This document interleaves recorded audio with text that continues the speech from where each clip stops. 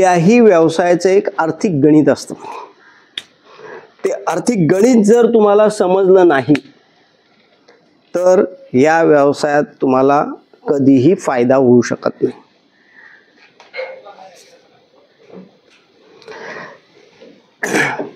यामध्ये आता आर्थिक गणित म्हणजे काय?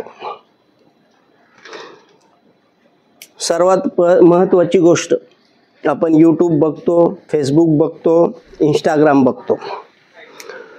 कोण सांगतो माझ्याकडे 50,000 पक्षी आहेत, कोण सांगतो माझ्याकडे 1,00,000 पक्षी आहेत. त्याच्यामुळे आपली तर इच्छा होतेच 1000 तरी घेऊन बघू.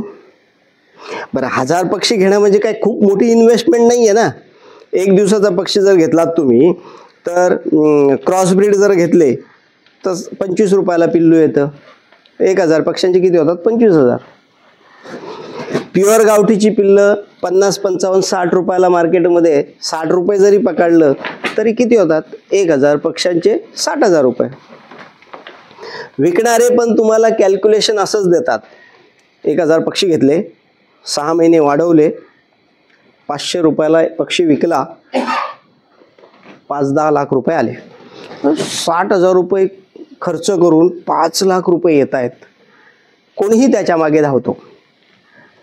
अडचण कुठे होतं तुम्हाला सांगतो. समजा तुम्ही एका वेळेला 1000 पक्षी आणले, ठीक आहे. 1000 पक्षी आणले, त्यांना खाणं पिणे सगळं बघा. आता 1000 पक्षी आणले बोलल्यानंतर त्यांना खाद्याशिवाय पर्याय नाही आहे. मग खाद्य ॲव्हरेज 35 रुपये किलो खाद्य आहे. एका पक्षाला कमीत कमी 6 महिन्यामध्ये 4 किलो खाद्य लागतं. किती किलो लागतं? 4 किलो. म्हणजे 35 चोक किती झाले? 140 रुपये.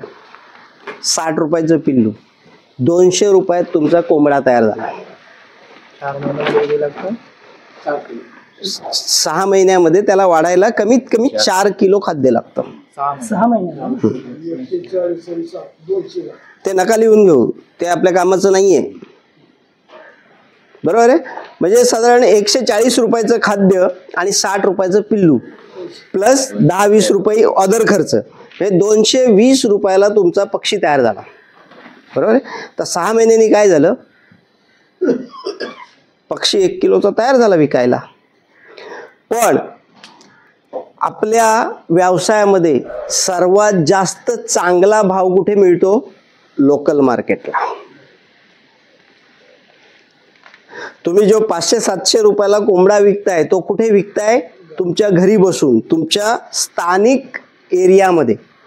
मग आता मला सांगा, 1000 पक्षी तयार झाले तुमचे 6 महिन्यात, विकले जातील आठवड्याभरात? तुमच्या गावाच्या आसपास नाही विकले जात. मग तुम्ही कोणावर अवलंबून राहता? व्यापाऱ्यावर, ट्रेडरवर. बरोबर आहे. मग तुम्ही इकडून तिकडून कसं तरी करून फोनाफोनी करून एक ट्रेडर शोधता. तो तुमच्या फार्मवर येतो. फार्मवर आला की तो पहिल्यांदा नुक्स काढतो. प्रॉब्लेम्स काय दिसतात? आता काय पिसच धड राहिली नाही आहेत, त्यांना शेपट्याच धड राहिल्या नाही आहेत. मध्येच तुम्हाला 1000 पक्षीचं मॅनेजमेंट करायचं आहे बोलल्यानंतर कोणतरी तुम्हाला सांगतो ते चोच कापून टाक. एकामेकाला टोचतात ना, ते चोच कापून टाक. मग कधीतरी चुकून आपण चोच कापलेली असते त्याची. मग तो येतो, ते चोच कापलेली आहे. मग लोक सांगतात हा पोल्ट्री फार्ममधला पक्षी आहे, फ्री रेंजमधला पक्षी नाही, नैसर्गिक वाढवलेला नाही, मग त्याचा रेट आम्हाला मिळत नाही. असे 10-12 तो वेगवेगळे प्रॉब्लेम्स तुमचे काढतो. मुळात त्याला एक प्रॉब्लेम काय माहीत असतो? 1000 पक्षी 50 ग्रॅम जरी एका पक्षाला खाद्य, तरी 50 किलोची एक बॅग रोज लागणार आहे तुम्हाला. मोठा पक्षी झाल्यानंतर 50 किलोची बॅग म्हणजे कमीत कमी 1700 रुपये रोज, 2000 रुपये रोज खर्च. त्याला समजलेलं असतं यांनी 6 महिने तर टाकलंय, पण इथून आता पुढे जर महिनाभर पक्षी वाढवायचे किंवा 8 दिवस पक्षी ठेवायचे, याला पॉसिबल नाही, हे त्याला माहीत असं. तो ते तोंडातून बोलत नाही. मग ते सगळं झाल्यानंतर मग तो मग 200 रुपये किलोनी देणार. आपण 220 तर खर्च झाला आहे माझा, नाही 200 नाही. मग तो 225 देणार नाही, 250 देणार. 250 लास्ट हा, मला आता परवडत नाही, मी चाललो. आपण विचार करतो जर अजून आठवडाभर पक्षी गेले नाही तर ऑलरेडी माझे 15-20 हजार रुपये याच्यात घुसणार आहेत परत. मग आपण 250ला त्याला पक्षी देऊन टाकले. 6 महिने वाढवून एका पक्षामागे आपल्याला किती रुपये भेटले? 25 रुपये.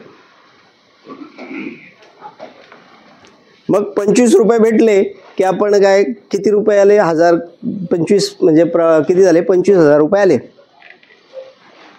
एवढी सगळी उठबस करून 25,000 रुपये फक्त मिळाले. मग आता पुढची बॅच पण टाकायची आहे. मग त्याच्यासाठी परत जमव करा. असं करत करत तो कशा तरी 2 किंवा 3 बॅच काढतो आणि नंतर लक्षात येतं त्याच्या 1000 पक्षातून 5 लाख मिळायच्या ऐवजी मीच 5 लाखाला लॉस मध्ये गेलोय. एक दुसरी